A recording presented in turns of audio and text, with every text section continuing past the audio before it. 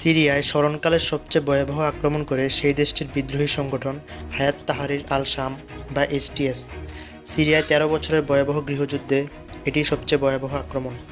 কোনো প্রতিরোধ না করে সিরিয়ান বাহিনী পালিয়ে যায় ও মুজাহিদ বাহিনীরা আলেপ্পো শহর বিজয় করে। কারা এই তাহরির আল শাম, কীভাবেই বা তাদের উত্থান হলো তা জানবো আজকের এই ভিডিওতে। ২০১১ সালে আরব বিশ্বে চলমান আরব বসন্তের ধাক্কা এসে লাগে সিরিয়াতেও। স্বৈরাচার বাশার আল আসাদকে হটাতে ব্যাপক আন্দোলন শুরু হয়।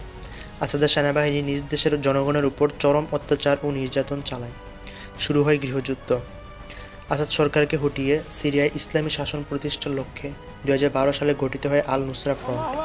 সেই বছরের নভেম্বরেই ওয়াশিংটন পোস্ট আল নুসরাকে বিদ্রোহী বাহিনীগুলোর মধ্যে সবচেয়ে আক্রমণাত্মক ও সফল হিসেবে বর্ণনা করে। ২০১৩ সালে এই সংগঠনটি আল কায়েদার সাথে যোগ দেয়, কিন্তু নুসরা ফ্রন্ট ২০১৬ সালে আল কায়েদা থেকে বিচ্ছিন্ন হওয়ার ঘোষণা দেয়।